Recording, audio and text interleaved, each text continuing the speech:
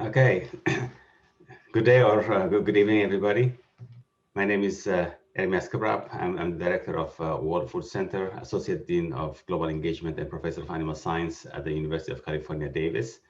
Today, we are presenting the fourth in a series of independent dialogues as a precursor to the United Nations Food Systems Summit in September of this year. Today's dialogue targets track 3, which focuses on boosting nature-positive production. And today's dialogue is titled Innovations for Healthy Soil.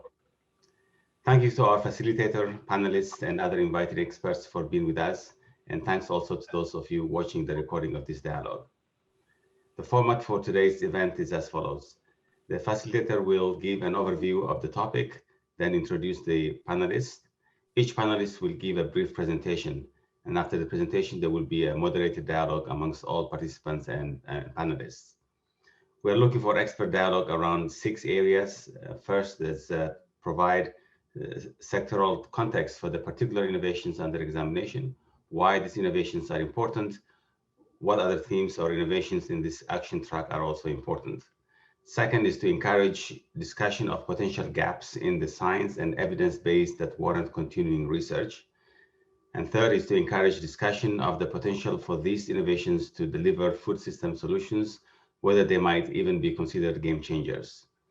Fourth, identify potential areas of divergence or debate among the experts and participants.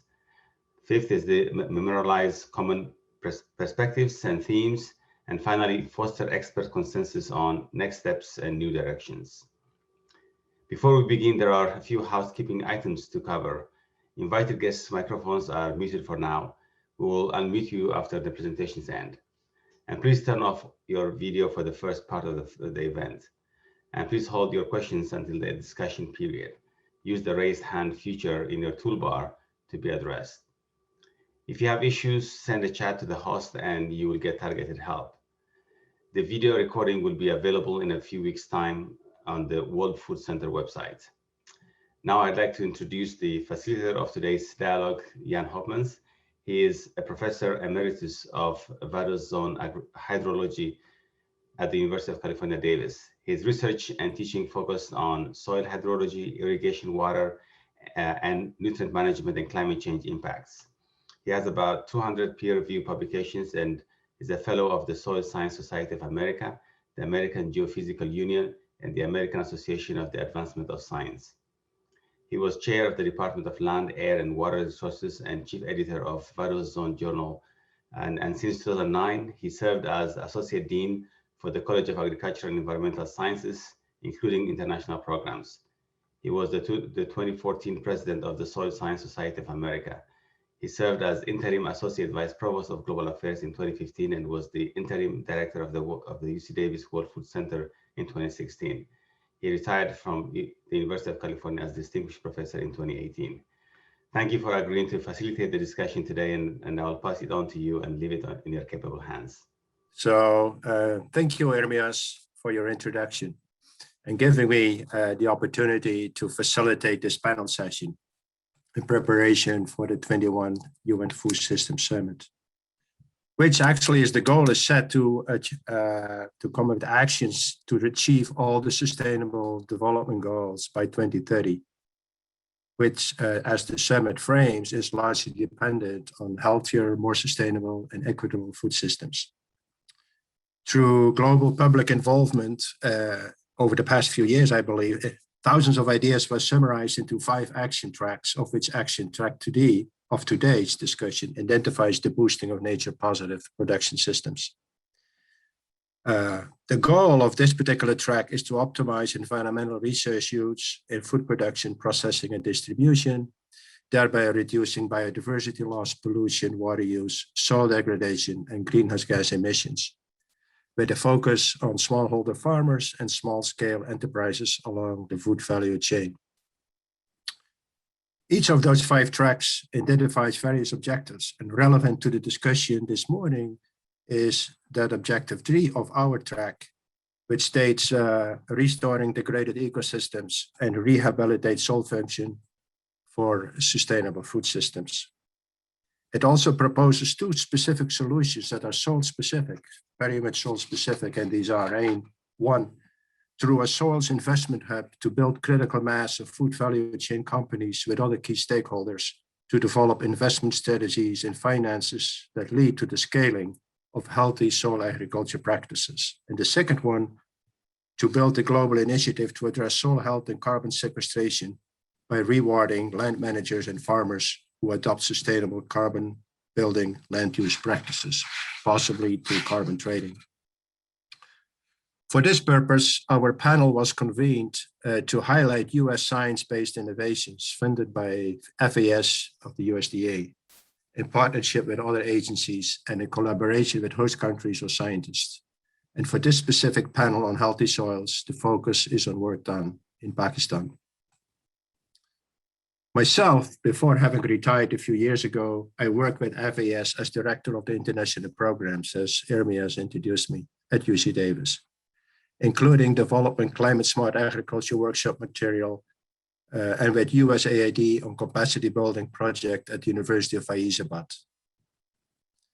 For some of the experts who are not familiar with the Foreign Agricultural Services, or FAS, it levies US agriculture exports to finance agricultural development projects in low and middle income countries, including this also in Pakistan. I would like to make a few short comments to preface our expert to expert panel. First, in its 2016 strategic report, USAID stated that agriculture development plays a critical role in achieving global food and nutrition security, and in partnership with other US agencies, such as USDA and FAS, and many major NGOs, it identified 5 smart investment areas that are relevant to the US, and these are security and stability, markets and trade, adaptation and conservation, research and innovation, and training and education. The presentations of today clearly reflect such across agency partnerships. Second, I also note already that to achieve solutions that lead to sustainable, productive, and resilient agroecosystems requires increasing knowledge-rich information exchanges, such as through extension and outreach, and that it requires interdisciplinary approaches that potentially may lead to transdisciplinary, perhaps game-changing solutions by actors across multiple disciplines, of which soils is among them, but not the only one, and includes hydrologists, ecologists, agronomists, engineers, and many other disciplines. Now let me introduce the speakers, after which I ask that both presentations are given first, and then we start with a discussion after these presentations. And for those of the experts in the room, the questions I would ask is in order of your names listed, on the agenda. So Henry Janssen of Agriculture Canada, then Kate Scow of UC Davis, Alex McBradney of Sydney Institute of Agriculture, Mohammed Ullah of University of Agriculture Faizabad, Jay Norton of the University of Wyoming, and Chris Pankook at Washington State University. Welcome for all of you, to all of you. So let me introduce the 4 presenters or co-presenters. The first presentation is by Michael Kucera. He's an agronomist at the National Soil Survey Center in Lincoln, Nebraska, with primary duties that include national guidance on agronomy, soil health, agronomic soil interpretations, soil erosion, and many other related activities across the US.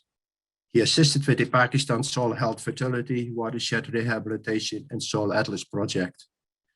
This work in Pakistan covered a wide array of agriculture technical assistance and workshops to over 30 different governmental and non-governmental entities in Pakistan. He shares his presentation with John Freb, who is a civil engineer with a specialty in hydraulics and over 30 years of professional experience. He works for the USDA NRCS, the Conservation Service, at the National Design, Construction, and Soil Mechanics Center, and generally focus on large civil works projects.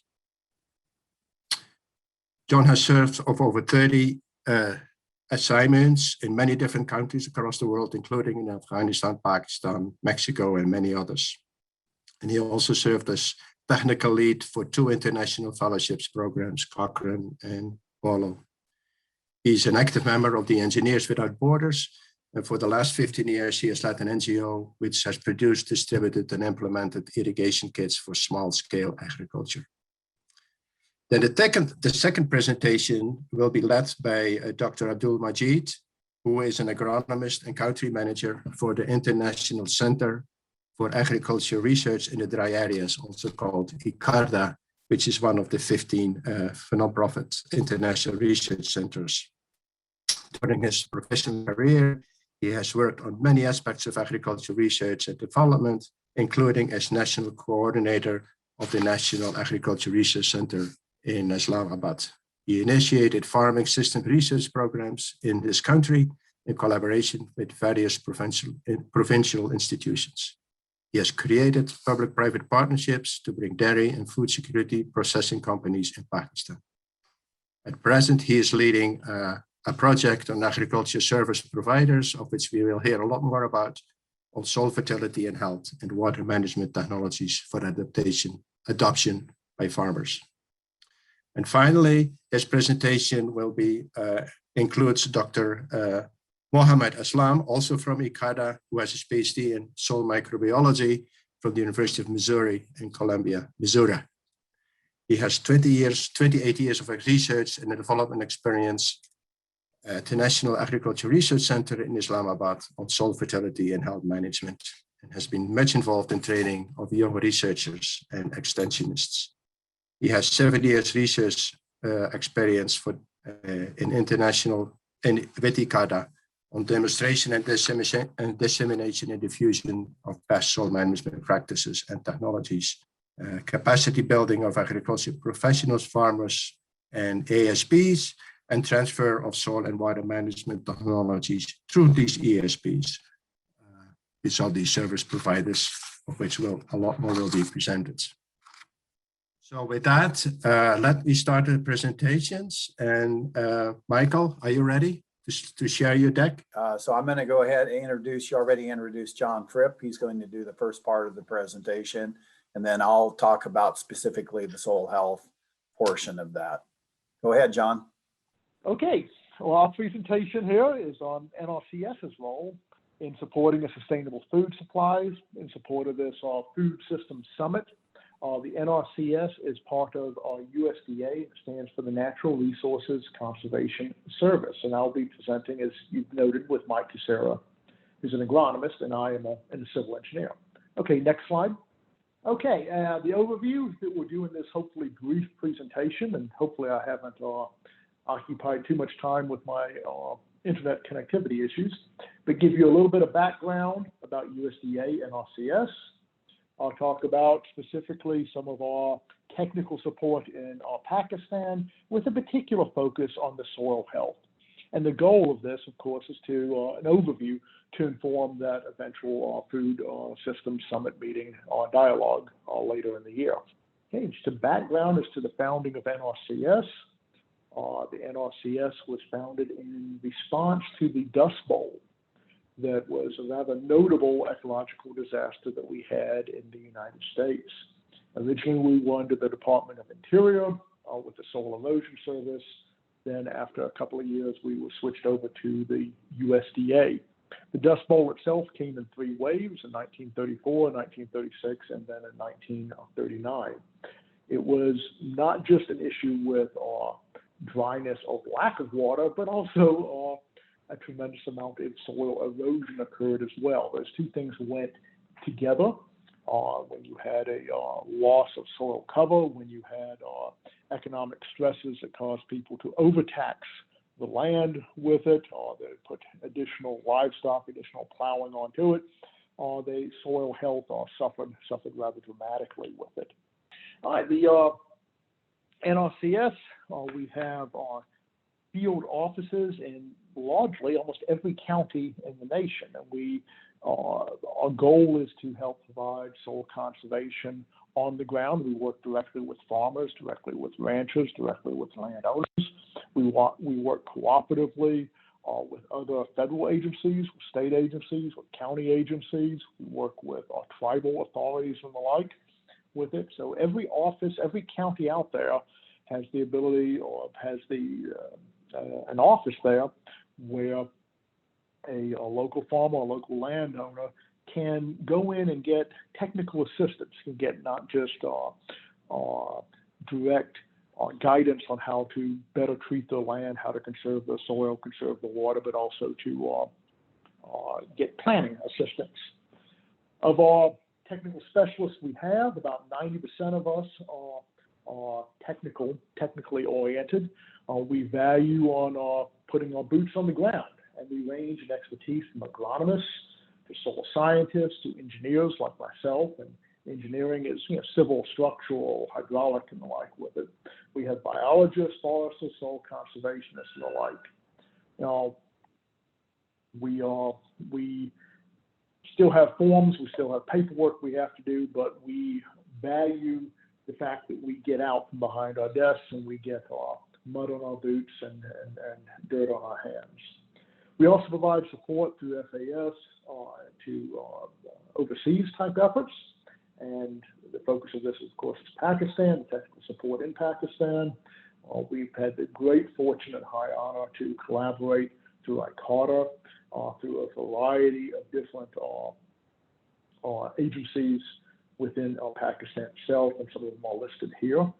Just a rough slide here showing some of the breadth of the different areas that we were able to collaborate with, trying to cover the entire country, having each of the provinces there. Certainly something that we could not have done without the great collaborative help through ICARTA and others.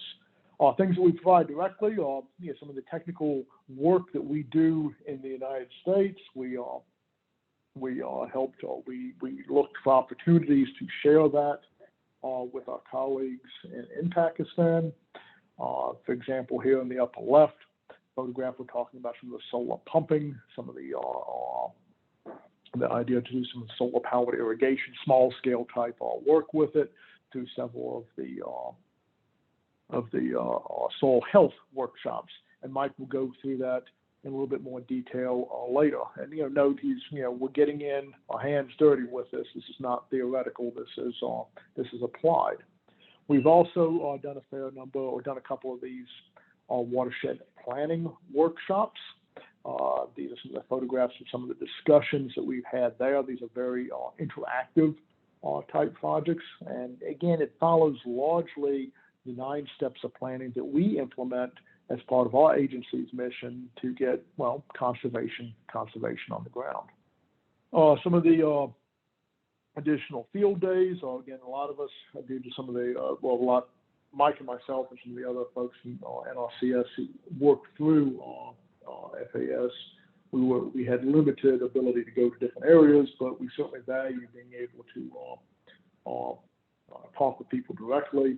A lot of the ICARTA was able to facilitate several of the field days type work. Other activities that we have here, all this is part of some of these efforts. Some of the training that we did, and mentioned the solar power, pond design, like small scale irrigation with it. Several of these produced workshop handbooks with it, as well as quick start guides and the like with it. Some of the soil atlases, did some training, some of the HEC-RAS and the like. There's the solar pumping for high efficiency irrigation, one of the manuals that we collaboratively produced with it. And again, between 2010 and 2020, there were at least 6 major projects that Mike and myself were involved with through some of the various FAS efforts, where we were able to implement or use some of our expertise. Some of the key results we have here mentioned there below, everything ranging from working things with mini dams, smaller type ponds with it, and the like with it, through solar drip irrigation systems, solar pumps, micro catchments, working with our ASPs and the like. And again, all this, of course, is very, very collaborative with it. This is nothing that we've done in a vacuum. This is things that we worked with the various partners over there as well.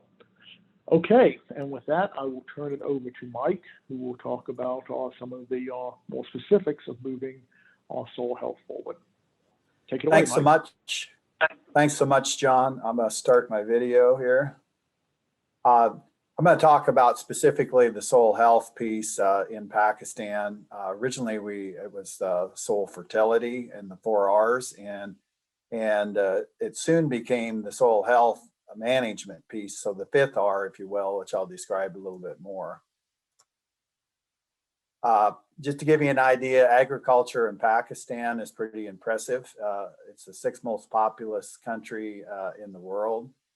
Very small farms and very diverse agriculture. Those of you in California, we have a lot of diversity there. Pakistan has equal or more diversity in cropping systems. And so it's very diverse. Here is an opening soil health, soil fertility meeting with all the partners. So you can see the buy-in we had from all the partnerships that John mentioned. One of the most impressive things to me was how the different entities in Pakistan, from the provinces to the federal to ICARTA as kind of an independent organization, were able to come together and share knowledge and things. That was a success in itself, and that is very important if you're working in countries, how they're set up socially, the demographics, et cetera, to get those partners to begin to communicate if it's going to be successful moving forward. Here's a few key technologies related to soil health, and really the soil health, the soil management piece is very important for the functions of soil, productivity, and resource conservation. So that nexus to soil fertility. The 4R campaign, which is kind of an international, if you will, campaign on the method of applying, the types of fertilizer, et cetera. We had a soil fertility call center that farmers could send in tests to and talk about the specific results. One of the things we wanted to do was put fertilizers where they could be best used, the types of fertilizers. And so that was very important. I introduced the soil fertility, soil health testing buckets, also biozotes, which was new to me for inoculants for peanuts, rice, and wheat. To those soils that are somewhat degraded are important for productivity to have that correct biology. The prediction model for fertilizer for the major crops, some things to enhance orchard. Citrus quality was very successful. Composting, banana waste, for example, was somewhat discarded. And so a big part of that was to incorporate composting for fertilizers. Green manuring and cattle, such as cowpeas, into growing wheat along with zero-till. Bed planting was very popular in wheat, rice irrigated systems. If you think about it, irrigation in wheat, that's a high nitrogen use crop. If you flood the field, you can lose your nitrogen. So that was an important piece and very successful. Rainwater harvesting for small vegetable and growing vegetables in what we call high tunnels. Drip bucket irrigation systems, especially for female farmers. Band placement of fertilizers, wheat planting into rice residues, which is very important for various reasons. And then along with that, on about half the acreage in Pakistan is irrigated. So irrigation management and effective irrigation management is very important, as well as the soil fertility atlases, which kind of summarized where things are with soil fertility and fertilizer application throughout the country. Some of the characteristics of the soils that we witnessed in Pakistan and that we're trying to improve the functions of these soils so that the productivity can be increased was critical. I highlighted the two that are most important to farming as you improve your soil health. Your water storage and infiltration improves so we can effectively utilize that moisture for growing crops. Also improved or more efficient nutrient cycling. You see all the others that come along with that as soil health is improved. So that's what makes that piece so important, along with the soil fertility, the 4R management. The concepts that were promoted in Pakistan are the same as here in the US and other parts of the world. Maximize living roots or minimizing fallow period, keeping cover out there for erosion and keeping soil temperatures moderated and reducing runoff and erosion with the cover. And then of course, more diversity for more resilient cropping systems and less disease issues. The 4 R's, I mentioned the 4 R's is not putting the right fertilizers at the right rate, at the right time and right place. And to do that, to keep those in place and use those effectively, that's why the soil health management piece was brought in and very important throughout the world to improve productivity and functions of soil systems. Here's some key management practices that were implemented in Pakistan. Cropping rotations, with especially green manure crops. I mentioned the bed planting on irrigated wheat, which is really important for fertilizer efficiencies, utilizing composting in the most critical areas within fields. The biozote was very, very popular in those systems I mentioned.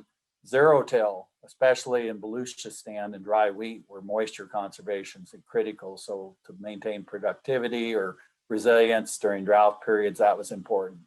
And also the wheat into rice in those double crop systems was very important because the normal practice is to burn and till and then seed. And by the time all that happened, we had air pollution issues as well as timing issues and productivity suffered.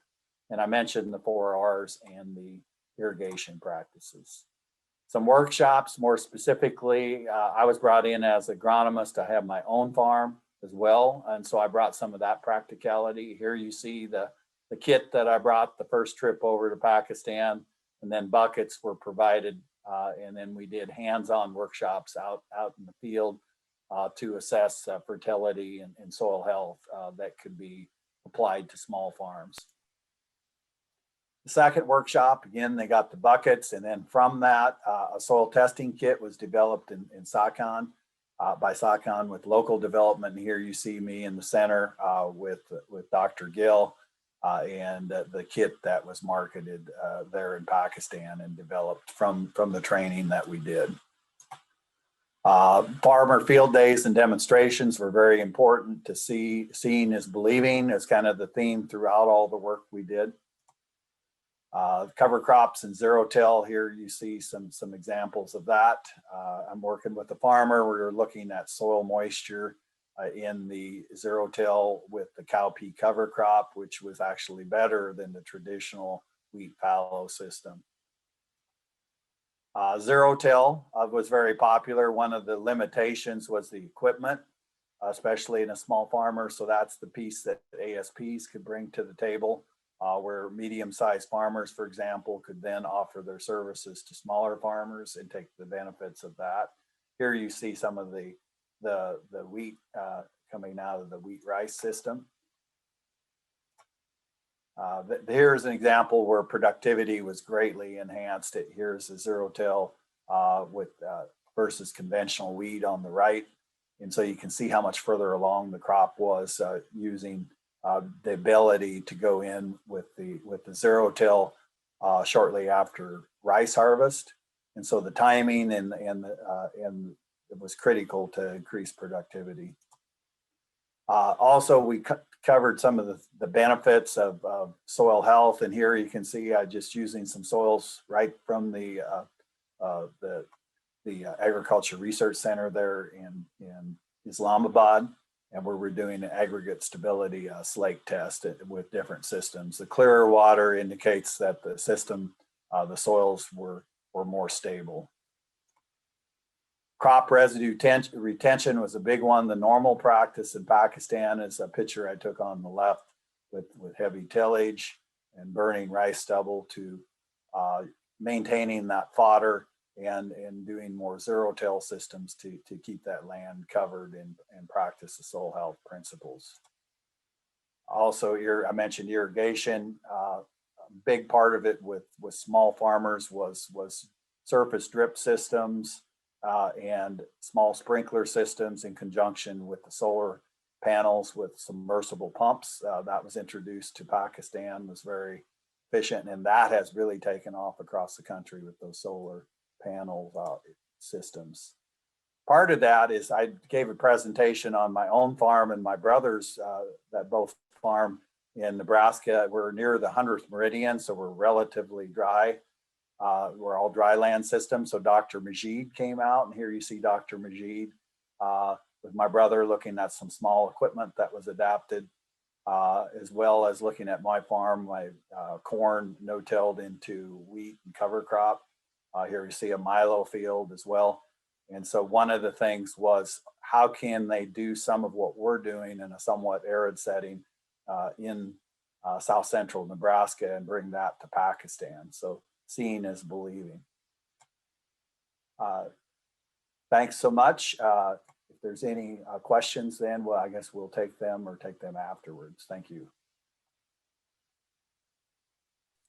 Yeah, I think Michael, we take them afterwards, and so I think the best way to move forward following the agenda is for Dr. Majid to have his presentation. Thank you very much for providing us, ICARDA, opportunity to really make a presentation. This presentation is only made by ICARDA, but it has a lot of partners. I'm not going to repeat many of them, but I can let you know how many people and institutions, international scientists participated in this whole activity, which we continued for a few years. So first of all, international collaboration like USDA. I think Ato was the first one, and John, Philip, and Michael, they really started this project, and without their support and help, it would not have been possible to really achieve what we tried to achieve. Plus, ICARDA team, as an agronomist, I led the whole thing, and then Dr. Ashraf, he is water specialist, Dr. Aslam, soil specialist. There was another water specialist because Dr. Ashraf left us, he became a chairman of the council. Then we have a social scientist with us. That was the ICARDA team, which we had. Next one. We had two major objectives of this whole work which we have undertaken. First important was really that a lot of technologies in Pakistan and overseas are sitting there and on the shelves. They are not taken up by the farmer. And we try to really evaluate, demonstrate, and disseminate best soil and water management technologies and practices for farmers and other stakeholders. When I say soil, I mean both soil fertility and soil health. Second one was increased adoption of selected technologies and practices by the farmers through agriculture service provision by trained agriculture service providers. So these were our two major objectives we took, and we started working on them. Next one. Then we have a collaborating team, national. We have primary institutions. They work with us. It was almost 9. They were in water. Then we have a secondary institution. They were linked with these focal institutions. As you can see, I put only abbreviations. They are total 27 partners. And also later on, ASP joined this team as well. Next one. Similarly, in soils, as you can see, we can see land resources, any other institutions, universities, private sector, and altogether 10 primary institutions. Then we have a 31 partner institution, and including agriculture service provider, which they join us later on. These all include NGOs and dealers and and service providers. Next one. The major activities that we had, the selection of soil and water technologies. Then we have a selection of focal and secondary institution, which I just mentioned to you. Then evaluation, demonstration, and dissemination, and adoption of these technologies. Then selection and capacity building of agriculture service providers. Value chain study, we have monitoring, very strong component, meeting and workshop, and then policy changes. The technology which you demonstrated, I think Mike and John many of them has mentioned, like from drip, solar power, micro catchment structures, and rooftop and laser land leveling, banana on beds, and all these technologies were part of our water project initially. Next one. Then we have on soil projects, soil fertility and soil health, biozot, which is biofertilizer, composting of vegetable production, with bucket drum drip irrigation system. When I say F and M, F for females and M for males, banana residue composting, and green manuring, accurate balance use of fertilizer, fertilizer placement, zero tillage, happy seeder, and soil testing kit for rapid soil analysis. All these were the technologies which we took to really take to farmers in different areas of the country. As you can see, our diverse work in whole districts of Pakistan. We were in all 4 provinces, and technology, different technologies or similar technology were taken there depending upon the climate, upon the ecology, and also about the cropping systems which were prevailing in those areas. Of course, soil was the basic element which we consider to really work on. And rainfed as well as availability of water was another character which we took into consideration. Next one. As you can see, soil project had also even more diversified participation with the communities, with the farmers in each province, as you can see from here. And they include, all of our, most of the technology I just mentioned to you. They went in those areas for all evaluation and demonstration. Then you can, I will just put a few technologies to you just to illustrate. Like, for example, biozot, we started in 2014 and continue up to 16. And the technology we always compare with farmer practice. It always gave us percentage. Sorry, I can't see it because it's covered. But then you can see gypsum, the green manuring, the zero tillage, and park seeder showing. The all technology has a very significant effect, really, on production, yield per kgs per hectare, as compared what farmers were already doing. So we did these experiments to show to the farmers and also evaluate ourselves whether these technologies are economically sound, they are socially acceptable by those farmers, and technically also they can give us better yield or better income. Next one. Then similarly, evaluation on farmer fields, which you can see in cotton wheat system, we have a ridge planting, we have a also in Chakwal dual irrigation system, we compare this ridge planting. We were planting wheat on ridges and comparing with farmer practice.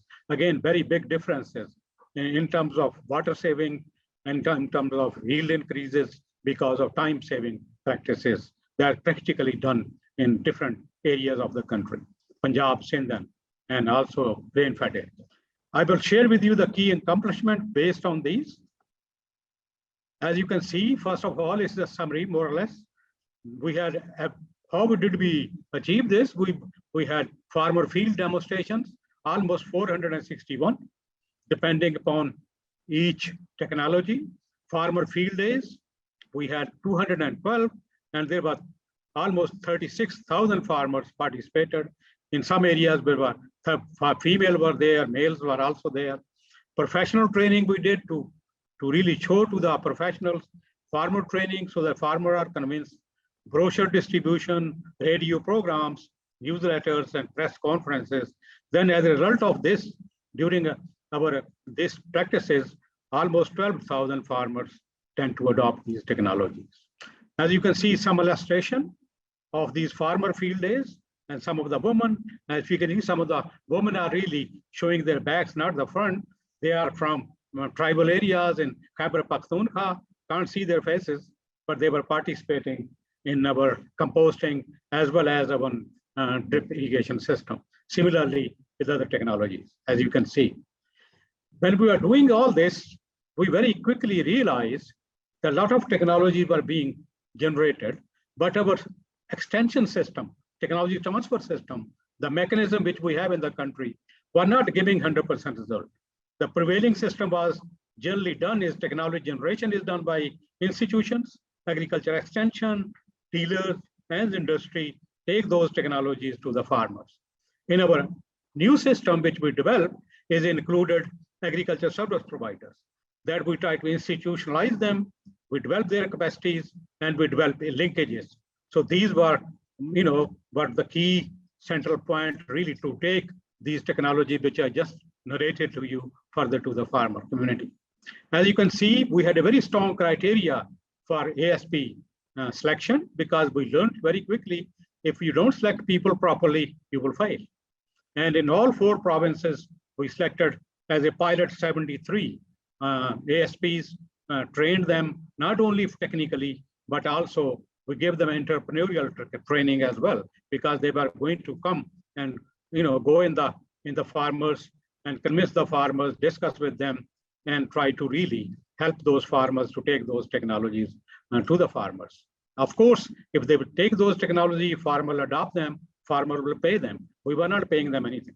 Then you can see the linkages we developed with those ASPs, with the manufacturers, the dealers, with the producers, government agriculture departments, NGOs, and of course, more importantly, with the farmers.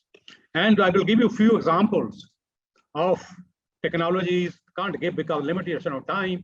We have 20 technologies. As you can see, the biofertilizer, for example, Biozote. When we involve these ASPs, you see how this technology took off within 2 or 3 years.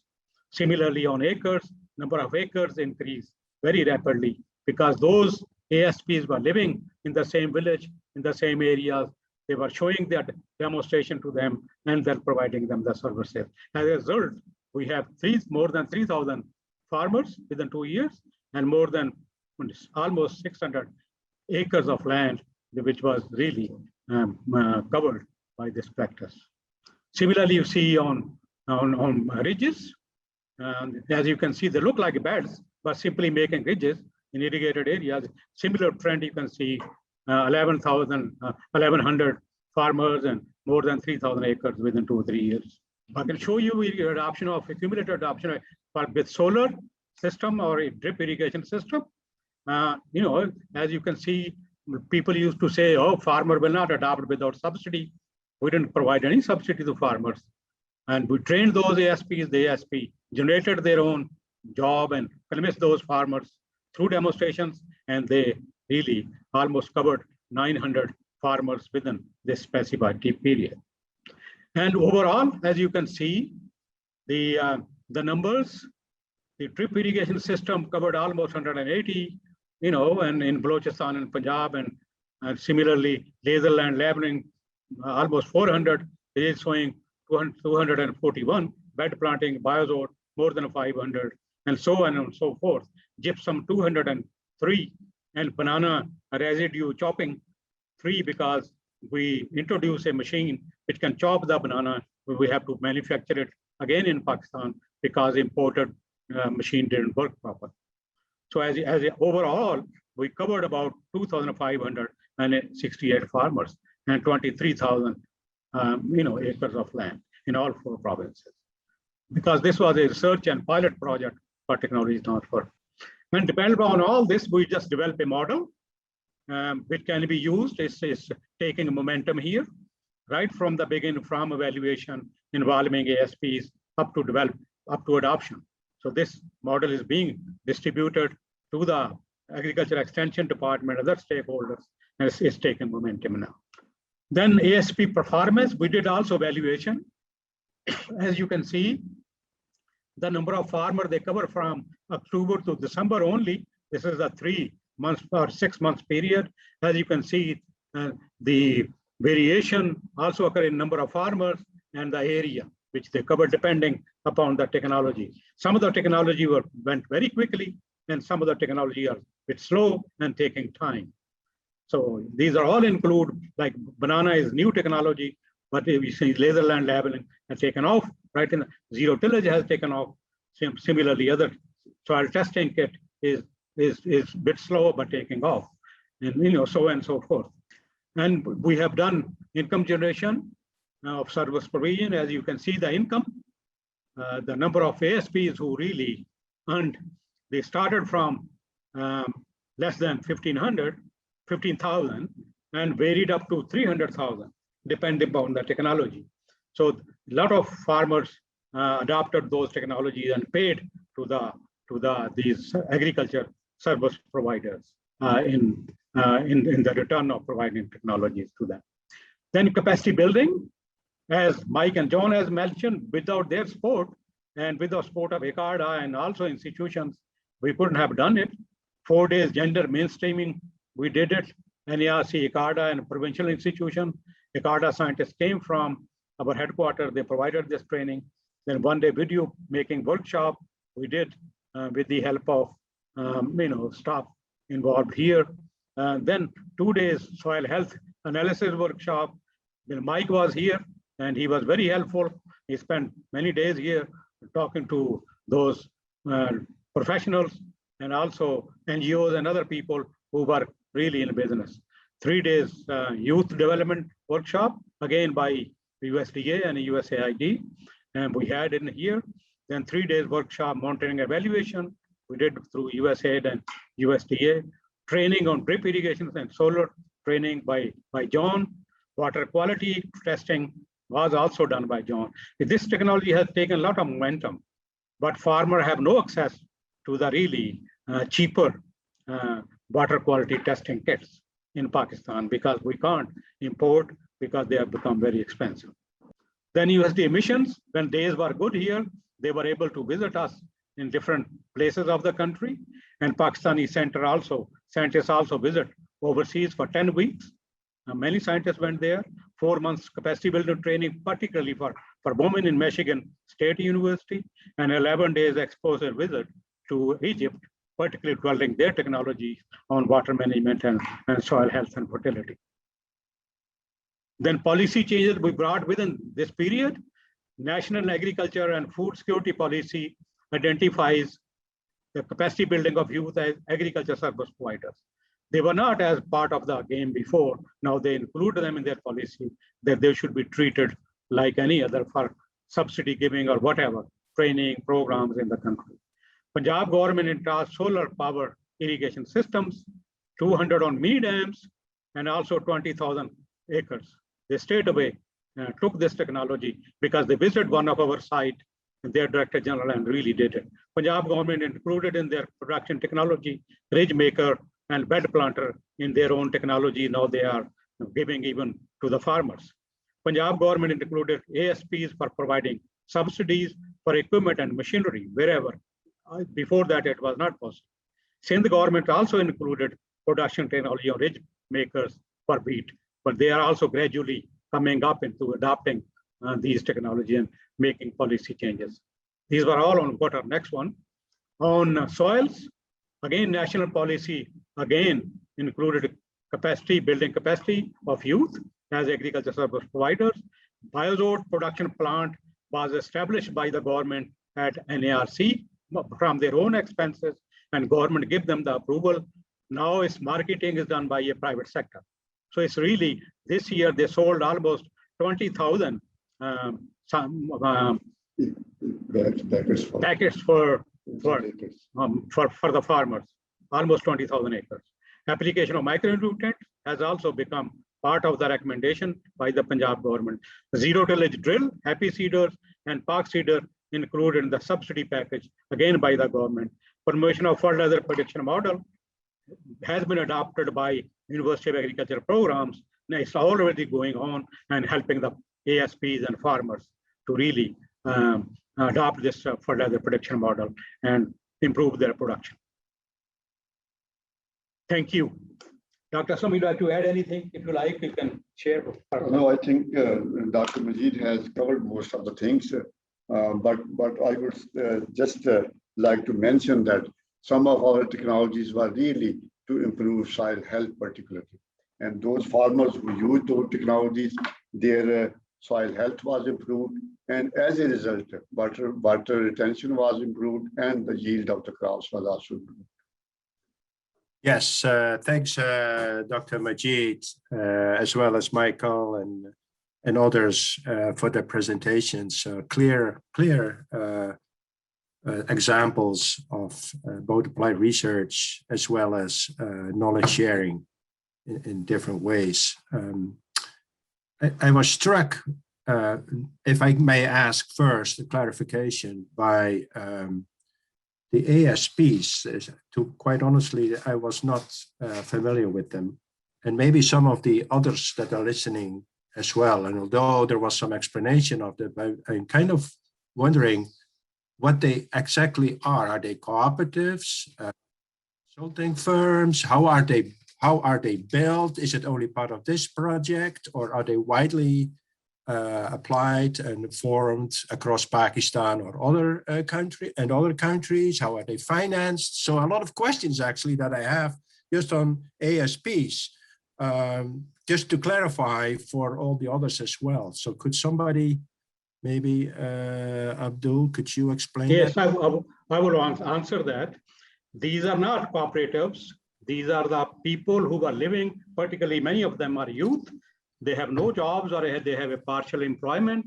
Some of them have very little small shops in the village or surrounding villages. We pick those to take up that job. What we did was we selected them from those villages in collaboration with provincial institutions. We shortlisted them. Then we really selected the good ones who are willing to work. They have some experience of farming or they are using shops. And also they are interested to work with us for after training and try to help those farmers and provide services to those farmers. They are totally entrepreneurs and not in any ways they are related to any government department or anybody else. So after selecting them, we give them training, technical training, hands-on training practically for a week, and also entrepreneurship training. These were given by the experts, either from ICARDA or from provincial institutions. We took that very expert technical people and they trained them.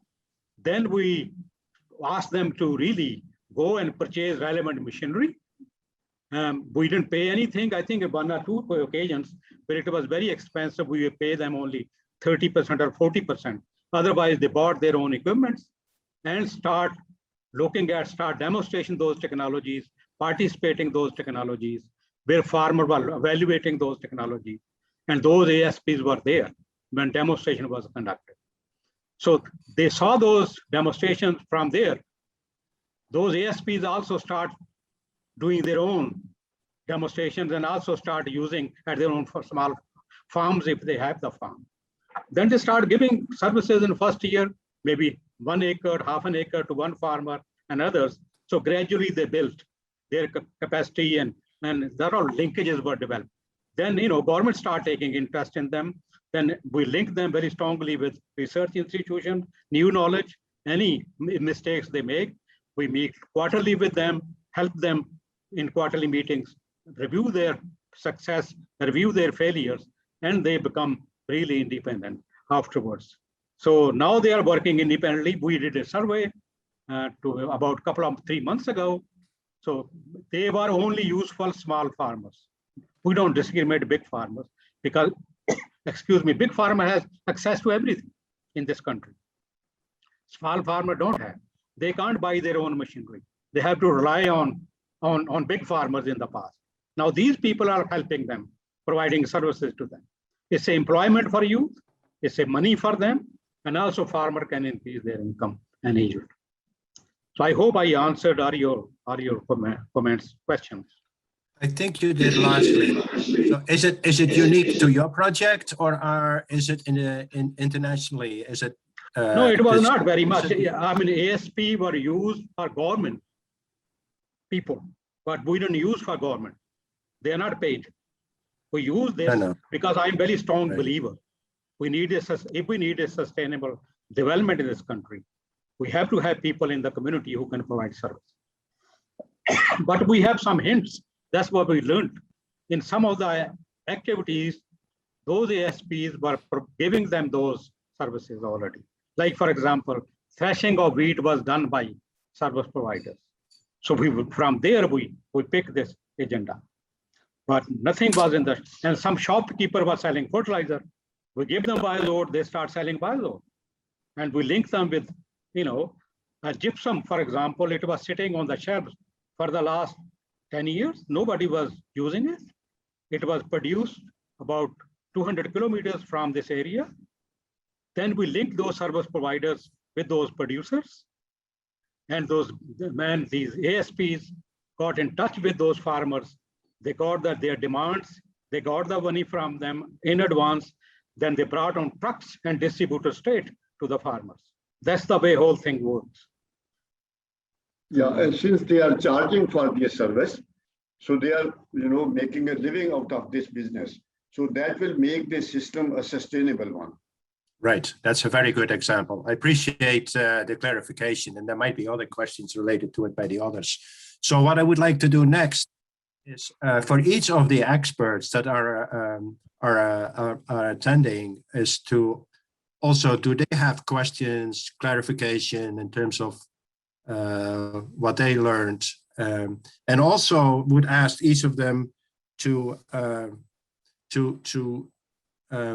possibly come up with innovations that relate to healthy soils that maybe are not included here, or maybe those that were presented in other ways need more attention. So if I can ask each of the experts to follow up, and if they do so, to briefly introduce themselves. So Henry, can I start with you? Yes, well, first of all, I want to thank the organizers for the privilege of offering a few thoughts in this forum, and especially for the insights that I've received. I was very impressed by the quality and the depth and the passion of the presentations. And so I thank the presenters very much for the edifying presentation. I'm not sure what the best approach here is, but I will maybe ask one or two questions of each of the two sets of presentations. Does that seem reasonable, John? That's fine. So we'll just see how it goes. So we have about 50 minutes. So as long as everybody gets an opportunity to ask questions, but in the end, for everybody, we need to come up at the end with some kind of a consensus, okay, in terms of what, in the end, where we are all kind of would come out of this. So go ahead. Thank you. So I'll ask one or two questions of each of the two major presentations, and if there's time later, of course, there are many others I could follow. The first one then is in response to the excellent presentation by Drs. Kuchera and Fripp. And I have a question about scale. When we're talking about systems perspective, and when we're talking about soil health and so on, scale is a crucial factor. And I was struck by the differences in scale between, say, Nebraska and Pakistan. And I wonder to what extent that shapes the research and the technology transfer approaches that we adopt when we're working, for example, in a North American system where the scales tend to be much larger, as opposed to the situation in Pakistan, where we have smallholder farming in many cases. What are the challenges? And I think maybe more importantly, what are the opportunities that arise when you're working in a small scale setting, as opposed to the expansive farming that might predominate in North America? This is Mike. I'll go ahead and take a shot at that. Number one, you'll notice that the technologies adopted in the different parts of the country were not the same everywhere. They were kind of adapted to the farmers that were in that locale, what things they were ready and able to do. Also the ASPs were talked about. That was a really key piece. The equipment that we use in Nebraska, for example, Dr. Majid was able to see, the common farmers are much larger. The equipment that we have access to and things are different. However, some of the management perspectives and things that we were doing with soil health management, for example, when Dr. Majid was out to my farm, they would take pieces of that and then adapt that locally. And you've seen that, for example, the happy seeder and the different equipment that they were using in Pakistan, they needed to have the ability to have local infrastructure to be able to maintain that and support that and apply that. We were very, very careful not to bring technologies or things that were too costly or things like that that we use on a larger scale, for example, here in Nebraska, that they wouldn't use in Pakistan. But the concepts and the management and the impacts on productivity and soil health and all of those things are very much the same. But you seem real careful from the list of measures that were used for soil health, soil fertility, and water management were very much adapted to the size of farmer we're dealing with. Hopefully that answered it.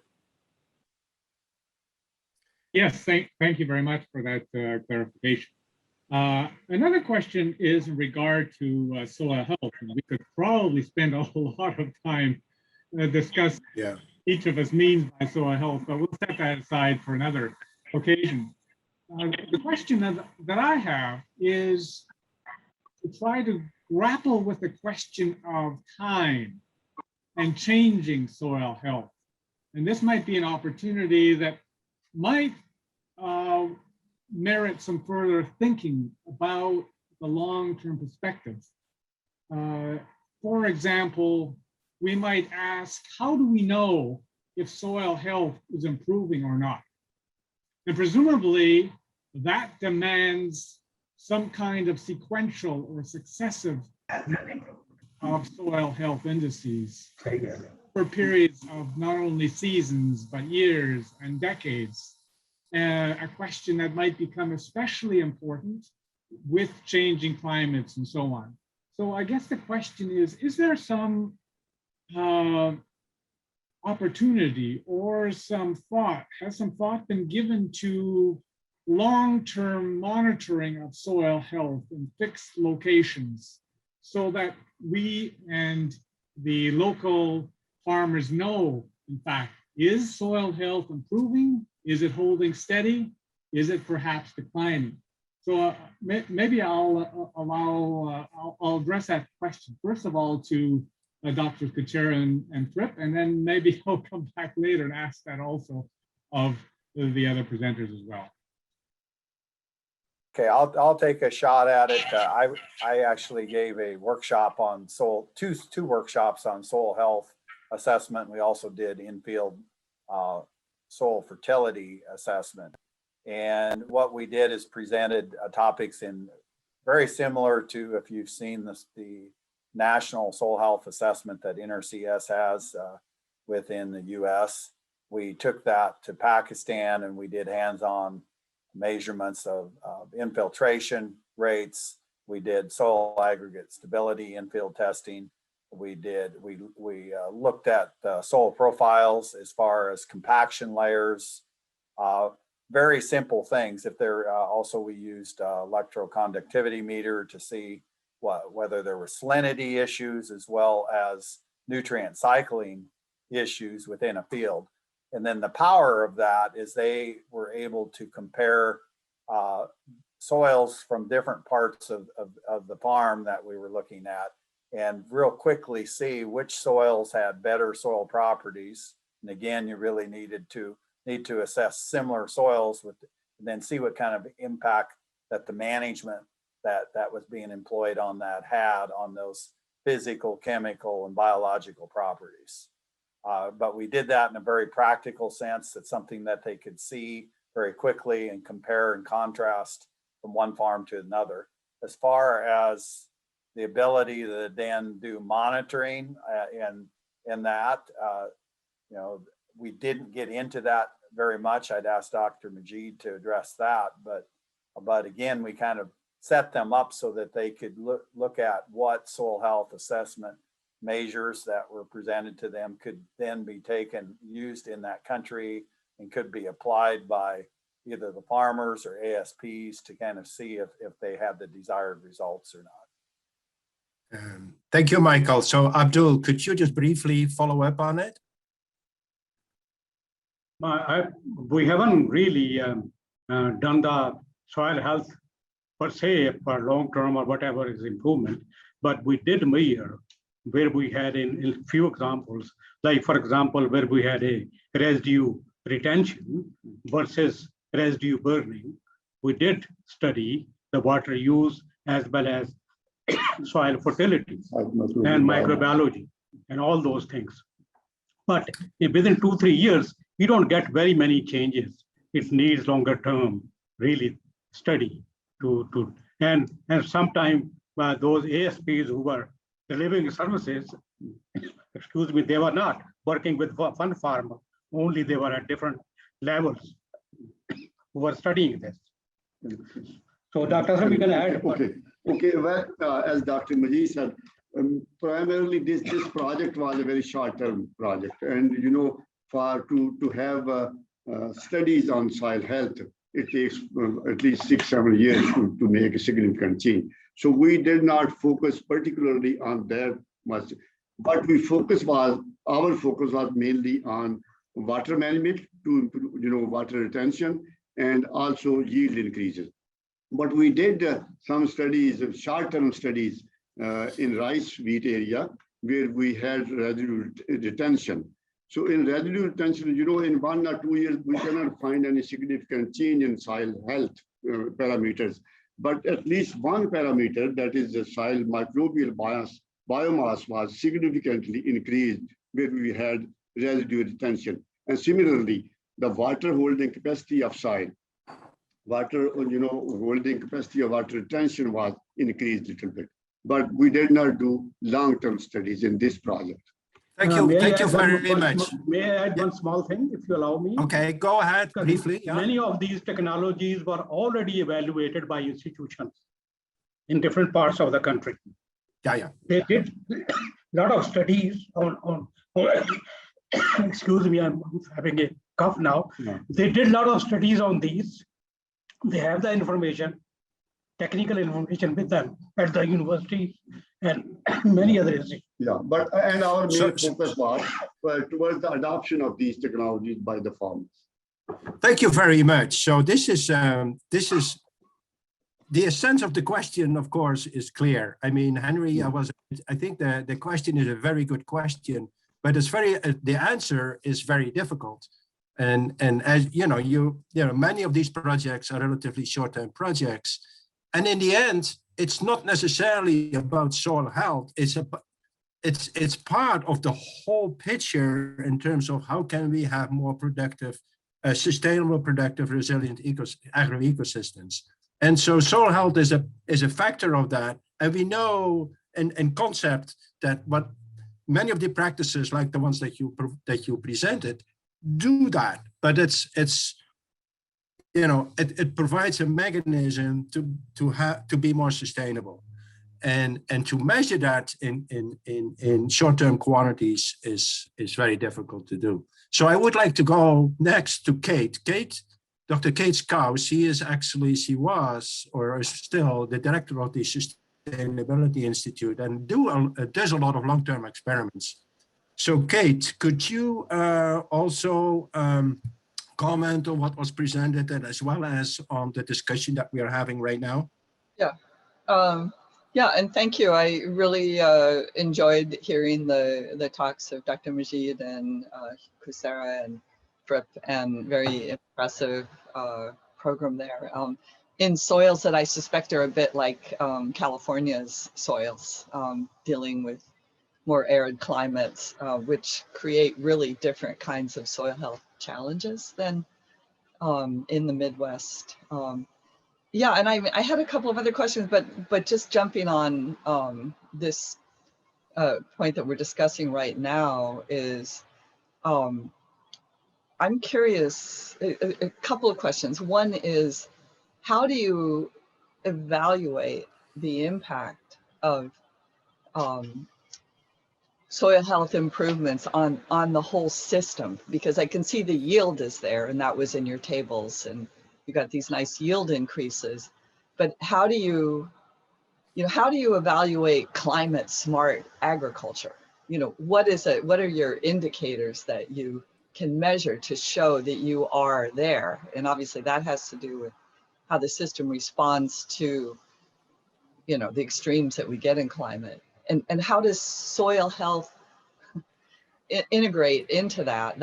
That's one piece. It's like, how do you measure these less tangible, immediate responses, like a yield every year, that are beneficial to the systems in the long run?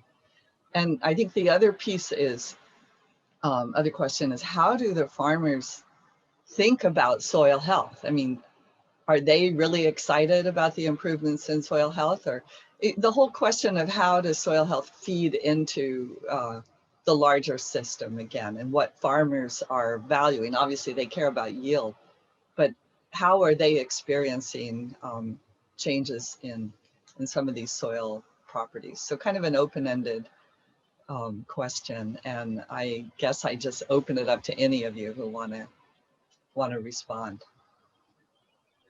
I'll go ahead and present that, and I can kind of relate to that on our own farms, on where we went from more of a conventional agriculture or heavy tillage system, all of that. So the immediate things that farmers would look at is they may not totally understand soil health, but they understand improved soil function.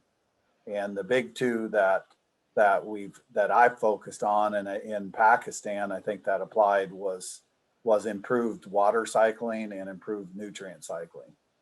And then relating that back to increased production or increased economics, you know, so that's the big thing.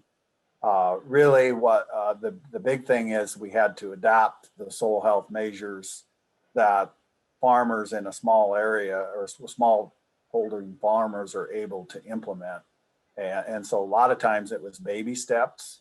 You may not jump fully into a full-blown soil health management system, but you've seen that we focused on practices that relate to improved water management, water cycling, and improved nutrient retention. Along with that, when those are improved, then the other functions I showed in my slide presentation, such as reduced erosion, reduced runoff, improved water quality, all those things begin to come with it. And so that's a big piece of it. Also, they had to, in a lot of areas, there's irrigation. So you have to manage those systems so that they work together, so that they're able to manage those. But again, really the tangible results, you know, most farmers aren't going to recognize improved soil biological properties, but they do recognize that their plant vigor, their plant health, their, like I mentioned, some major soil functions have improved on their farm that improve their bottom line. And so those practices that they can adapt to easily, they've got ASPs or others that can provide those services or training, really we're going to be most successful. So I hope that answers it, but it is not one size fits all, honestly. So. John Fripp has his hand up. Yes, I'd like to add a little bit, if you allow me. Please. If I don't get any more cough. You know, with small farmer situation, they are struggling for life. Mm-hmm. You see, so they really only, what matters is less input cost and also more profit, more yields. Whatever technologies help in the long run to improve soil health, they don't mind, they will be happy. But this is not first priority on them. So this is the real situation in the farming community. So I think gradually, I think we have to demonstrate, you know, if you're getting improvement in soil health, you're not getting any improvement in input cost or in output, they will not really consider soil health as a priority one. So it has to be built really gradually to convince them. It's a long-term job. It's not a short term, and a lot of work has to be done on this direction. So much of Kate, if I may. I would like to add something also. As Mike and Dr. Majid said, most of our farmers, they're very small. and they don't know much about soil health. They are interested only in yield increase and plus also saving of fertilizer or saving of water. I'll give two examples. We convince farmers in the infant system of Pakistan to use gypsum to improve soil structure and to hold soil moisture during the monsoon period. And where those farmers use gypsum, their soil retained moisture, and following wheat yield increase was significantly increased. So farmers were very happy. So they started using gypsum. The other example is where we had residue retention in rice wheat system with the happy seeder. So where they did that residue retention, not only yield of wheat was increased, but also the farmers were able to save at least 1 to 2 irrigations. So they save water also. So the farmers are only interested, in saving of fertilizer, in inputs, I mean, water and saving fertilizer, and in yield increase. So thank you. So Kate, if I ask a question as you in between you and others, much of the emphasis of this panel is on innovations, and I think many of the innovations we heard are kind of proven concepts. I mean, in different ways. But I didn't hear anything about the new technologies like smartphones and being able to use data that is potentially available through smart technologies from the outside. That outside our own community, that is often seen as the way to move forward. What are the challenges, or other challenges, to use these technologies in Pakistan? I thought Pakistan is pretty sophisticated, and maybe other countries. Well, can I add something in this? There was one of our technology which we promoted that was about fertilizer prediction model. And that model they have uploaded in the internet, and they have trained the ASPs and some of the farmers also. And those farmers, they are using their smartphones to download that model and to get recommendation for fertilizer use for their different crops. So many farmers, they have started using smartphones to use these technologies. But could it be beneficial, as Kate was asking, for how to measure soil health? I mean, what are technologies that could actually advance that in some way?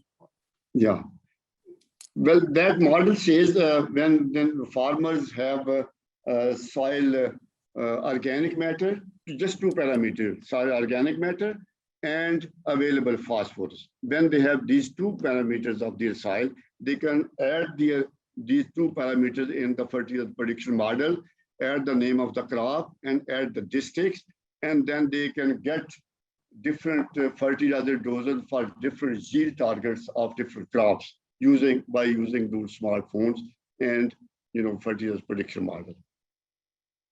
Is it indeed true that that internet is and cloud is available, widely available, also for the small? Yeah. It is available in most of our villages even, and not farmers, but their sons and their grandsons.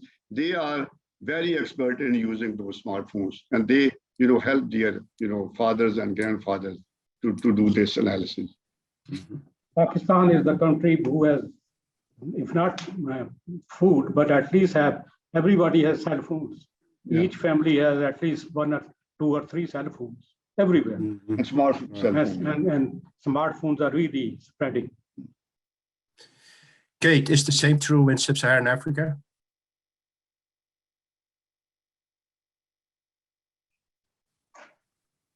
Would say smartphones are still pretty rare, and usually it's just the men have the phones and the women don't have much access to. Yeah. So it is kind of. Yeah, there's still, but access is much better than it used to be over the last 10 years. It's improved. Yeah, so Kate, I know you have all the questions, but I would like to go to the Go ahead. and then we go back. Okay, so Mohammed Ullah, is he on? Yeah. Mohammed, could you? Yes, I am here. Yes, go ahead. Yes, please go ahead. Okay, so I am really thankful to the main presenters, Dr. Majid and Mike, who has presented very nicely what they have done in previous years in Pakistan specifically. Actually, I was wondering, these projects, mainly they were working with extension work, but mainly research work was relatively less focused as compared with this extension work, which we are actually focusing in our university. So I am actually working in University of Agriculture, Faisalabad, main focus with climate change with special reference to soil health, where we work on carbon sequestration and soil microbiology, considering microbial biomass, their community compositions, decompositions of soil organic matter, and greenhouse gas emissions. So I was really happy to see what has been done actually for farmer improvement. So actually I was wondering whether we haven't considered a measure with respect to soil health, that we were not considering a very big portion of soil, which is actually soil salinity, which has totally different microbial communities, totally different system. So I don't know, maybe in Pakistan, maybe 1/3 of the soils, we are facing salinity problems. So maybe Mike, he can help. Yes, yeah. So we didn't have time to cover everything, but specifically I gave a presentation on salinity and a little bit on even gypsiferous conditions in soils and management techniques that could be done within Pakistan, and also presented, you know, one of the big issues is the water comes from the mountains, comes through the river systems, you get evaporation and you get irrigation reuse. As it moves south in the country, then your salinity issues increase. And then we talked a little bit about water management. Also, we had issues that were part of the project on skimming wells, not to mix groundwater that's saline with good quality water, and how you can manage those wells that way. But yes, we did talk about irrigation, soil management. The soil health concepts and soil health management work very well with reduced salinity, or at least managing salinity. So beyond that, we didn't do a lot, but it was definitely recognized that not all farms are created equal, and the management concerns are different, especially as you move to the south of the country. Yeah. May I add to what he has mentioned? Yes, please go ahead. I should mention that indeed that was one of my main questions as well, because Pakistan, particularly in the southern provinces, is heavily salinized. And so soil degradation, of course, erosion is important, and contamination in other ways, but soil salinity is certainly one of the major issues in much of the arid and semi-arid worlds. And so, and I do miss, and so this is my statement, I do miss the soil quality and soil quality indicators, soil salinity in most cases, and it's a major issue, and somehow it is overlooked. So, so that's my opinion. So go ahead. Okay, I think as Mike said, we provided some training, capacity building of professionals on salinity, but we didn't take intentionally. I was the one, because there were already 2-3 projects going on soil salinity. That's how ACIR was already planning a project on salinity. Is already underway now. And also United Nations project on technology transfer for saline soil was also being operated at that time when we were making these plannings. So because duplicating things was not the right way at that time to go ahead with that, because those projects also produce good results. If you look at their reports, you know, Gil, who was the Director General, he was the project director of that project at that time, if you recall that. That's why we didn't really tackle that issue beyond some capacity building. But it's a huge area. ACR is already doing one project now, house aid, and I was involved in that in that project indirectly, but we are not implementing though. So that was the reason we didn't want to duplicate our resources because the work was already going on there. Mhm. And Yeah. also I like to add that our prediction model actually originated from your own university. Yeah, I know. Dr. Sheath. Dr. Yeah, Sheath. Dr. Sheath. Yeah, he was the one, he was the one who did this whole research in that. Exactly. Yeah, he was in our institute after retirement when he worked on this project. Yeah. Actually, I was wondering either any project which is going on purely on research, any particular focus on climate change or with soil health with respect to this USAID or with ICARDA, any project going on in Pakistan regarding climate change and soil health? In Pakistan, ICARDA is not doing any project, but ICARDA is doing quite a few projects in other parts of the world. Okay. In dry areas in Morocco, there are projects going on, and South Asia, small part is in India, not in Pakistan. They are working. Yes. So I would like to say that in fact you cannot separate soil health from climate smart, water smart agriculture. I think they all are equally important and together collectively, lead to more sustainable and productive resilient systems, including with the rising temperatures. So Jay, can you unmute yourself so we can hear you? Yes. Yeah. Well, I'm Jay Norton. I'm a professor and extension specialist at the University of Wyoming, and my main work lately has been on trying to identify best soil health management practices and soil health indicators for semi-arid regions in the West. And we're just starting a big multi-state project to try to coordinate that across the Western US. Like Kate mentioned, soil health indicators and management practices can be a lot different from the Midwest, for example. And my international experience is in Kenya and Uganda with smallholder farmers in the highlands along the Kenya-Uganda border. And in both situations, working with farmers, what I really find is for adoption, and your adoption numbers are really impressive, so you must be doing this on some level. I'd like to hear about it. But trying to get ownership. We used a co-innovation approach that really has a structured engagement to starting with having farmers identify what their farmer practices are and what their problems are. And then the expertise kind of builds on that and talks about the problems with inversion tillage, for example, and then build solutions together that are practical in any given system. And most of the farmers I worked with did everything by hand. They didn't have access maybe to animal traction, some, but ag service providers, the weakness with that we saw was sort of a pecking order where you couldn't get things done when they needed to be done. In rain-fed systems, when it rains, you need to plant. And if you weren't high on the list of the nearest service provider, then you didn't get done when it needed to be done. Anyway, I wonder if you could address how farmer inputs shaped the projects that you did. And I guess I address that to any of the presenters.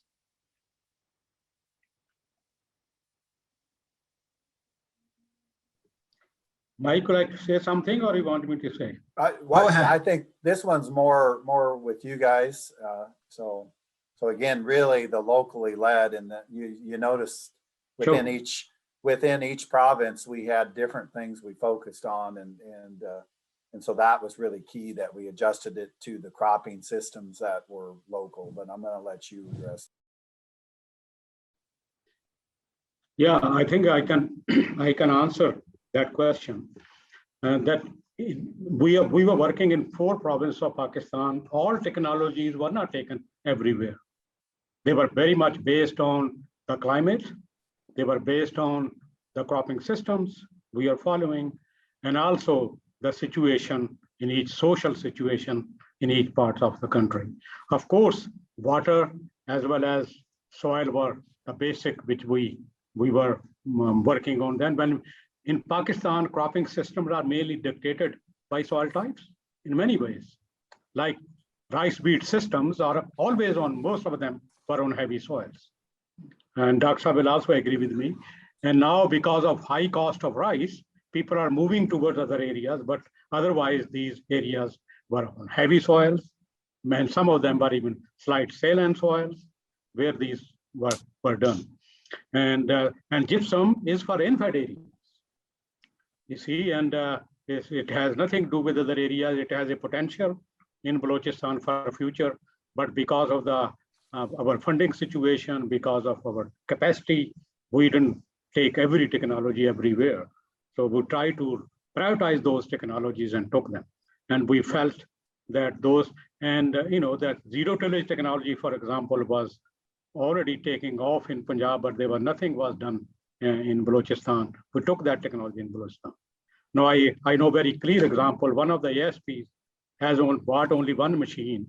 In third year, he has 2 machines and he employed 2 drivers. So because he earned so much money within 3-4 months, and he really give the employment to other youth. So one of the guy was telling me he earned so much money, he had a second wife, married second time. So this is also happening. A lot of kids were going to school. Some of the examples that they were on motorcycles, they bought second-hand cars. So those are, if those technologies are oriented towards service provision, they will take it. They will not take it for free. We actually started with 30 technologies. All of them are not relevant to ASPs. Some of the technology has to be done by government and others. ASP will take only those technologies which pay them. Otherwise, they will not. So it's very, very straightforward. And we failed in many technology in rain-fed areas because there was no service provision there. If you create a service, if you have a service provision, they will come. So we took those technologies really, which were which has a service provision component, and that's why they were successful. I hope I answered your. Also, the workshops we did and throughout the trips I made to Pakistan, there was a focus made to include farmers in our workshop and get input from them, especially locally, and I think that was invaluable. Well, thank you. I guess I have another question, kind of related to what Henry brought up about scale. And I just wonder, are the farms in these regions in Pakistan fairly uniform in size and access to resources, or is there a spectrum? And are you able to hit the smallest, most resource poor farmers with these technology? I mean, I see those no-till drills, and most of the farmers I worked with in Kenya and Uganda, there's no way that they're gonna purchase or even pay somebody to bring that to their farm. I wonder if you have some sense of the spectrum of farmer size and resources. I'll let you address that, Dr. Majid, but real quick on the equipment. The equipment you've seen for the zero-till or no-till systems wasn't the same type of no-till equipment we use on our farm in Nebraska. They don't, so it's really important that equipment could be adapted and maintained right there in Pakistan. So for example, we have access, we use double disc openers, very heavy steel and things like that. So the equipment, the happy seeder in that was equipment made right there in Pakistan, adapted in Pakistan after some use so that they could make it work and that it was affordable. So some of the equipment we used is not accessible. So that's really important to understand. So. I think John has his hand up. Yes, I was just going to mention that the idea of the expense of the equipment. We have in the United States the same issue, that we come up with good pieces of equipment, good applications for it. Not every farmer wants to buy it right off. So we often arrange for things where there's a cooperative sharing of some of the equipment. The same thing works with some of these development type projects as well. Not everybody has to buy that. And that, again, kind of circles back to the importance of that ASP. And that ASPs is not just a Pakistan thing. It's essentially what we do in the United States, is what our agency has done to successfully implement a lot of the soil and water conservation practices. Seeing is believing, making it a new normal. I mean, having smart people with ties and white shirts coming out and saying smart things really doesn't move the needle as much as success from the fellow farmer. I would follow up, Jay, in that same question, because with your experience in Africa, and I want to, also going back to Kate, I mean, in terms of what a smallholder farmer is, I think in Africa, I think there's, situation might be a little different, and I'm wondering whether ASPs or equivalent of that would work, or maybe there are examples that they actually do work as well as they work in Pakistan. Well, there are examples that they work, but again, the limitation that we saw in areas where we were working was that there's many very small farms, an acre or right, 5 acres, and they, somebody has a tractor and some equipment, and you can't get things done in a timely manner, like is most important with rain-fed systems. I think that monsoon-driven system, when it rains, you have to move, and so people end up doing things by hand. And then even if you plant an acre and you have to do everything by hand, oftentimes that's too much. And so one of the things we started talking about was rotation. So you're a third of your property is in maize, so you can afford the right amount of fertilizer and the proper weeding, rather than spreading a third of the right amount of fertilizer over the whole property. Things like that to adjust the scale to a doable scale for these very small scale farmers.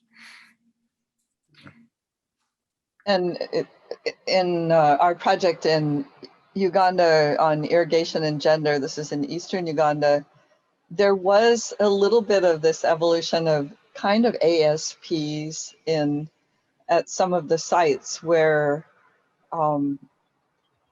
specific farmers went and purchased like fertilizers from the larger cities, and then brought them back to these more remote areas, and were sold the fertilizer there. So they just, without any sort of formal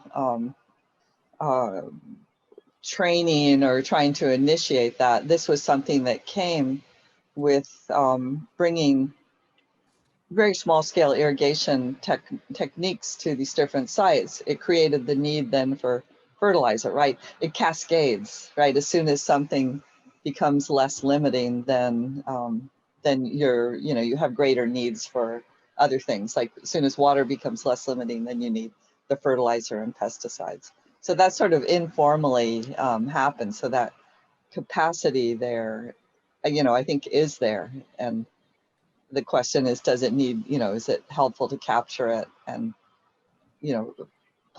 policy-wise, or try to promote that and support that, or whether that's just naturally happening. Yeah. Just one example. Yeah.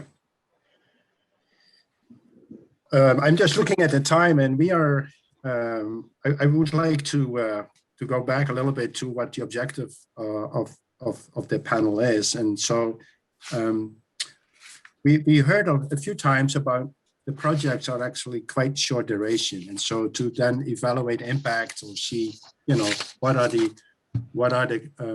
long-term benefits of soil health, or can you measure soil health in the long term, needs longer term. And so in that context also, in terms, and this goes back to funding, okay, how can we continue to do this work? I'm wondering what how can we have better define the benefits of the donor, okay? So us who are doing the development work, and can it be a win-win for both partners? So if you go in, like in Pakistan or anywhere else, how can that be justified from a long-term perspective, so that we continue to be able to follow through on these projects? So is there anybody who would like to comment on this of the panel or the experts and what their experiences are? Just real quick, I think there's one key thing Dr. Majid hit on for the work we did in Pakistan to be able. Oops. Can't hear you.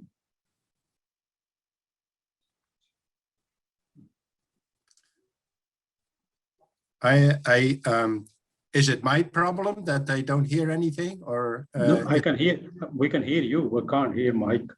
Okay, it's Mike. They're frozen. Michael?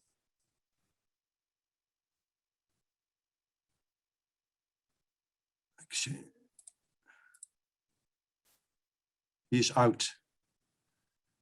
His video is off as well.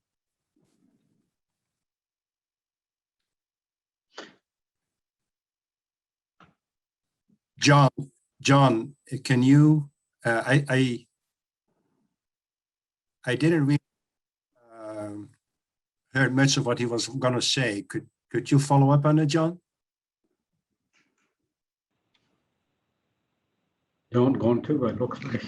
No.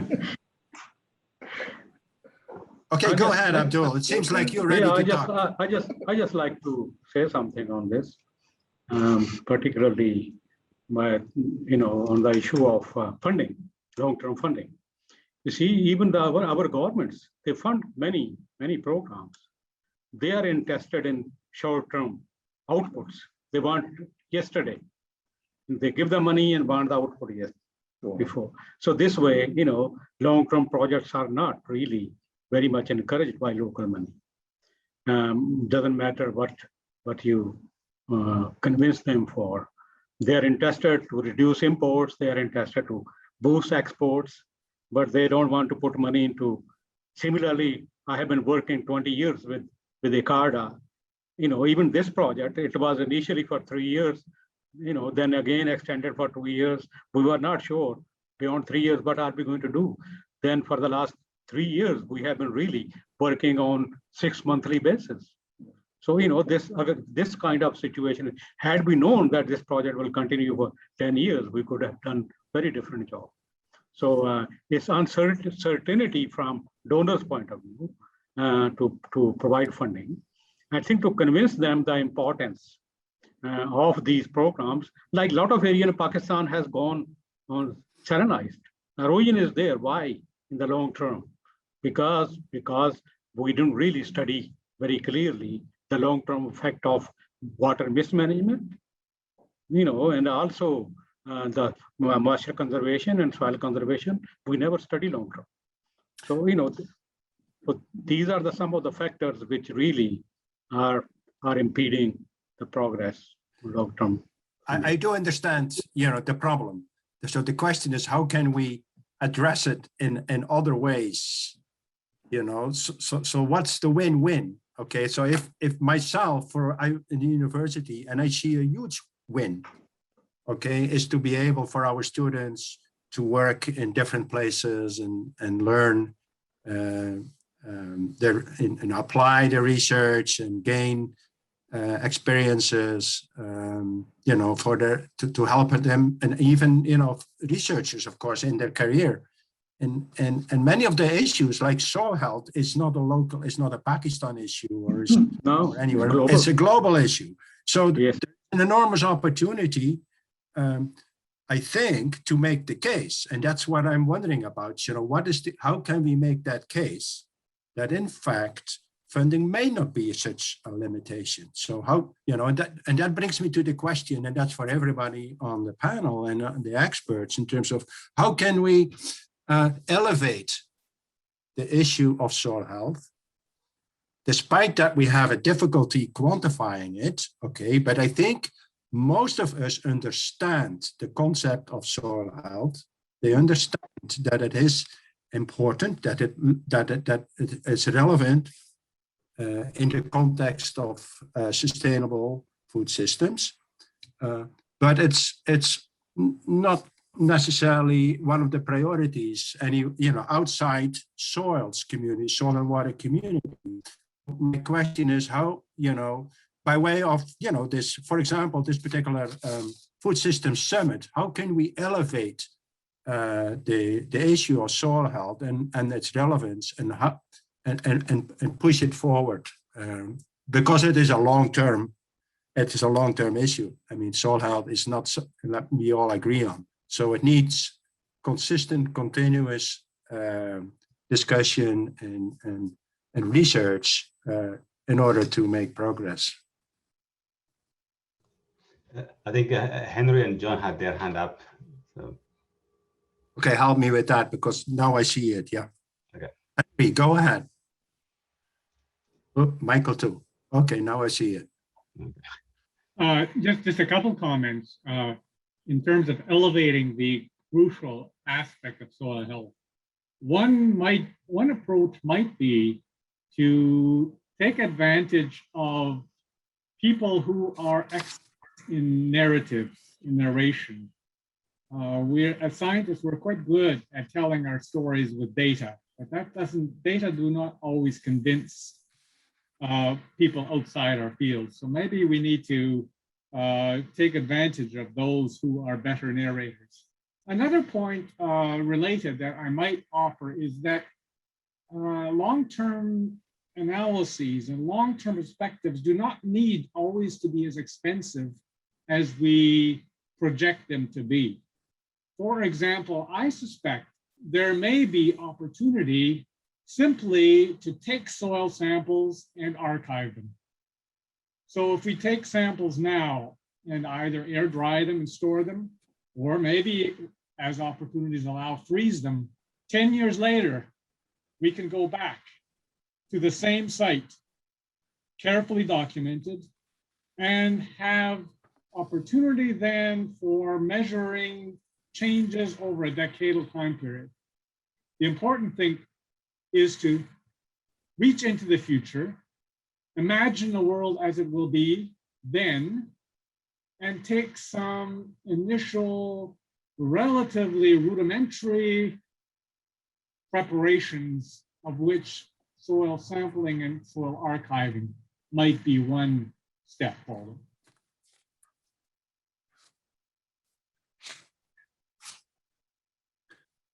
Mohammed, thank you, Mike, not Mike, Jay. Mohammed, go ahead. Thank you. Actually, I was, again, I want to focus like Henry, that we can have long-term experimentation and data with little funds even. For example, in our university, now we are running a long-term project where we want to see how these organic amendments, especially people, they are talking a lot about biochar, how it is affecting long-term on alkaline soils with respect to organic matter building and with respect to soil properties, especially biological health. And we have coupled it with the tillage practices, which was already discussed from our speakers also, zero tillage and conventional practices also. So I think similarly, we have another project which we are working with UKRI, with the GCRF, with Mark Sutton, where we are focusing on nitrogen use efficiency in whole South Asia, where we are working on greenhouse gases emissions, where we are working on nitrogen depositions, especially in forest areas. So I think we can have such collaborations where we can scientifically drive something for long-term basis, where we can give a solid information, because of course, as discussed earlier, the projects have been done for short duration and for localized regions. which have relatively impact to those regions. So if we want to address global funding agencies, of course, this climate change is a global issue, which is directly, and I think it's the topmost issue, which is directly affecting soil health. So I think we can go for such collaborative works for long-term basis, which can produce at least authentic data, which can help to develop policies which can be useful for both communities, scientific people, as well as the common farmers. Thank you. Thanks. John Fripp, you have your hand up too? Okay, Michael Kucera. Yeah, just real quick. I'm sorry I got lost connection, but the sustainability of the work we do in Pakistan or anywhere in the world for that matter, there's a few key things. One, for farmers to adopt practices and continue using them, you have to have successful farmers. So that's the same way it is here in the US. So farmers that they can see what their neighbors are doing and then seeing is believing. The other piece that's really important, too often we've come into areas of the world and provided funding or equipment or things like that, and you're not going to be successful long term unless you can create local infrastructure to support whatever it is, the soil health implementation, the equipment needed, the maintenance needed, all of those things. It's the supply chain. If you create diversity in crops, you have to have a market for your crops. So it's all interconnected. So you need to also consider the social piece. That's what I wanted to share. Thank you. Thank you, Michael. Kate, are you still there? Because you have a lot of experience in archiving soil data. And so could you just briefly discuss your experiences with that? Well, how do you see it at the global scale? Yeah, I think I gave a presentation on long-term research experiments to this project a couple of years ago. But I really liked Henry's comment about thinking beyond just these long-term research experiments that are very difficult to often to keep going financially. They're always in some kind of jeopardy. And so sort of democratizing the long-term collection of soils and archiving them for looking at changes over time. And I think that kind of campaign would be really valuable and less expensive. And there's recent studies that are showing that air-dried soils actually even preserve a lot of the biodiversity there, right? Which is really like it was a big surprise to me. Although I've always suspected in arid soils that there's obviously a lot of biodiversity always being protected. But I really think that long-term research experiments are incredibly important and valuable. But I like the idea of sort of democratizing it and collecting soils in different places. And it might actually be more convincing to farmers if soils are being collected like where their farms are, that are more representative of their conditions. Well, I just have to think to some of the CGs, that really archiving seeds for genetic banks and so on. So there is, in other areas, this is widely done. Archiving, and I'm just wondering in terms of one of the CGs, is there any of them that would particularly pertain to that? I don't know who is. Anybody on the panel here? Yeah, the time is running out. We only have a couple of minutes left, so we probably need to wrap it up now. Okay, so what are you telling me, Ermias? We need to close the panel. I leave. I really appreciated to have this discussion with everybody. And Kate, I congratulate you on your pending retirement, just on the side. I know Kate very well. Oh no, you've outed it. Okay. So Ermias, go ahead and you conclude. All right.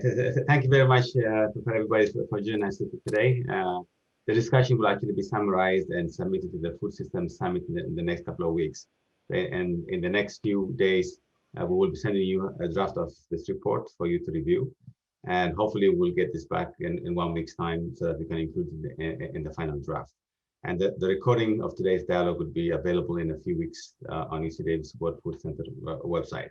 So again, I really to thank for the panelists and the experts to come in today and discussing this really critical issue of soil health. And really thank you for Jan Hopmans to step in and moderate this expertly as we would expect from him. So thank you very much, Jan, for doing that. And thank you everybody for joining us today. Hopefully we'll see you in one of the other dialogues that they're putting together. So thank you and have a good day. Thank you all.